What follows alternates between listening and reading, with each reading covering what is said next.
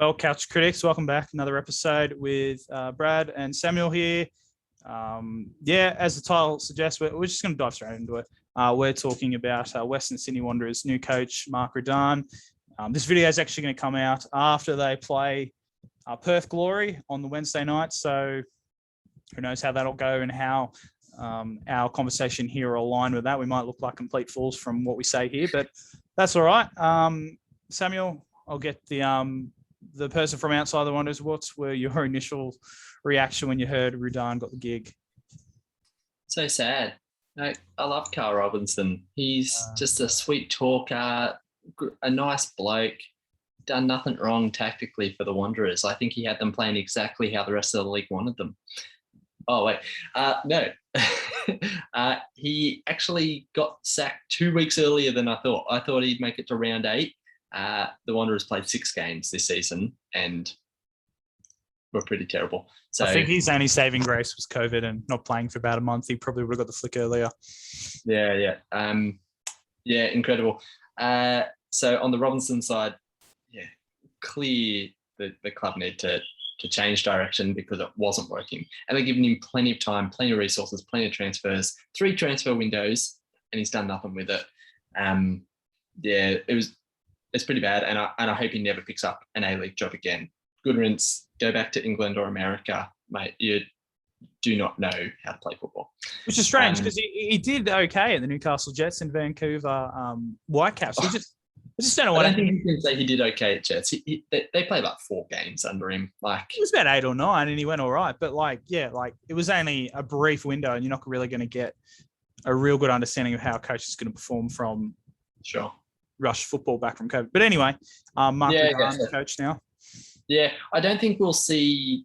I don't think we can really judge on whatever the result was last night as this video comes out or whatever against Perth, because I don't think he would have spent enough time. Maybe he's spent enough time with them just to say, whatever you were doing under Robbo, stop. And maybe the players now having some freedom to just do their own idea might come out with something good. It might be shambolic as well, as they just have no direction. But you think those players are quality enough to figure out how to play football, right? So on the Rudan appointment, though, Mark Rudan, however you want to say it, I don't know.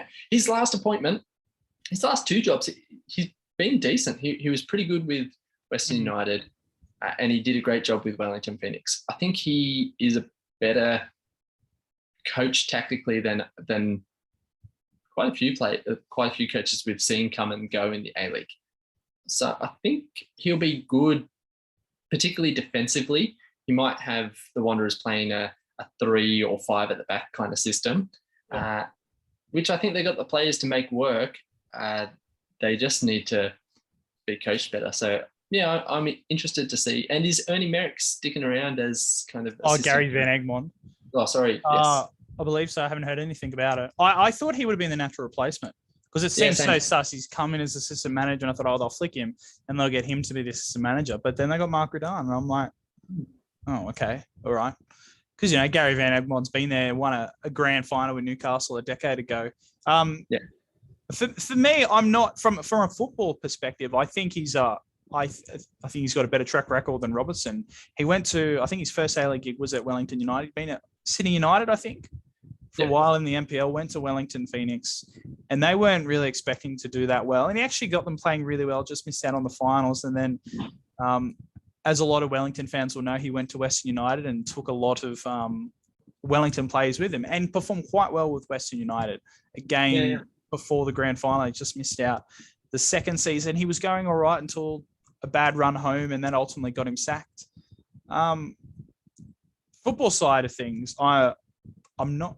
I mean, you can't be any worse than Robertson, surely not. So, from a football's perspective, I think it's an okay appointment. He's only going to be here till the end of the season, at least.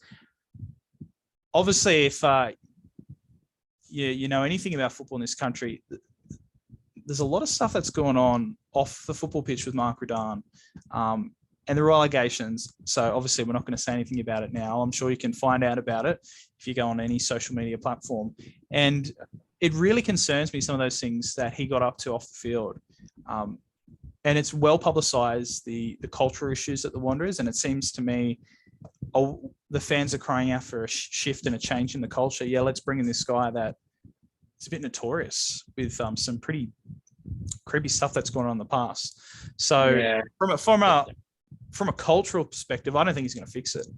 And I think Robertson had to go 100%. But that's not the solution, sacking Robertson. I think it's a much more ingrained issue that's in the club, and it's in the management. And I guess the only way you're going to rip out a tree is not just chop it down and have the trunk left. You've got to get the roots out.